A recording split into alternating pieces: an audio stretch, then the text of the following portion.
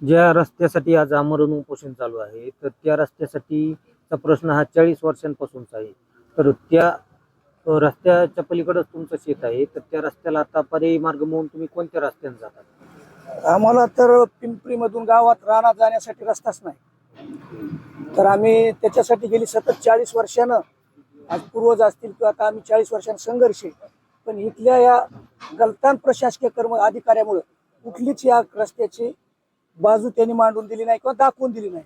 मग आम्हाला पर्यायीनं गावात न राहता रानात राहायला जावं लागलं.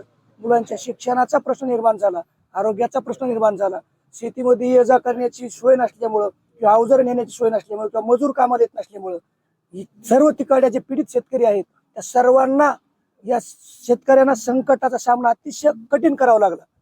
यांचं आयुष्य मागायला 40 वर्षाच्या पलीकडे मागे जावं लागलं. म्हणजे आर्थिक प्रगती होऊ शकली नाही, शैक्षणिक प्रगती होऊ शकली नाही, कुठल्याच प्रगतीला इथं आम्ही शेतकरीतले पात्र होऊ शकलो नाहीत. का फक्त एकमेव पवने रस्त्याला ये जा करता येत नसल्यामुळे इकडच्या शेतकऱ्यावर अडचण निर्माण झालेली आहे. शेतीची कामं वेळेची वेळी करण्यासाठी तुम्हाला या रस्त्याच्या काय काय अडचणी? वेळेची वेळी होतच नाहीत, मजूरच येत नाहीत. पहिले खुरपण शेवटच्या उपटायच्या टायमाला होईल झालं तर याचायल्यामुळे येत नाहीत, तर खुरपा येत आणि नाही. तुम्ही सांगितलं का की मुलाची लेकराची शिक्षण शिक्षण चालू आहे. तर मग आता अशा परिस्थितीमधून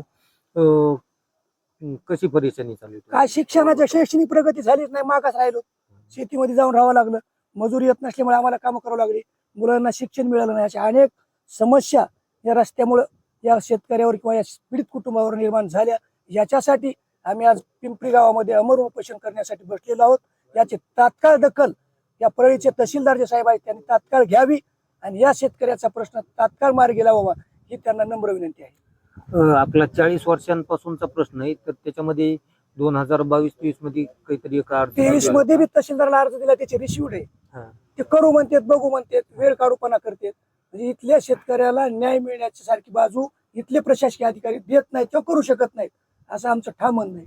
आणि आता 6 तारखेला जो आमरण उपोषणाचा अर्ज दिलाय, तर त्यावेळेसपासून 6 तारखेला ज्यावेळेस आम्ही अमरण उपोषणचा त्यांना अर्ज दिला तहसीलदार साहेबांना, त्यांनी त्यांचे प्रतिनिधी तलाट्याच्या मार्फत कोणतरी पाठवले, ते बघून गेले. त्याच्यावर त्यांची पुढची प्रतिक्रिया अजून काहीच आली नाही.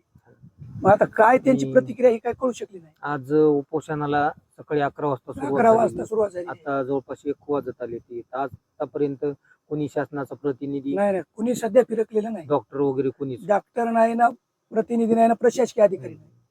आणि त्यातली त्यात आता उपोषणकर्त्यांमध्ये वयस्कर मंडळी जास्त आहेत. वयस्कर आहेत, आजारी आहेत, अनेक प्रकारच्या समस्येला पीडित असणारे हे शेतकरी बसलेले.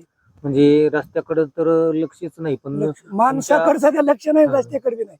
इतकी मोठी गंभीर समस्या इथल्या प्रशासकीय अधिकाऱ्याकडून या शेतकऱ्याला वागणूक त्यांची मिळत आहे. ओके.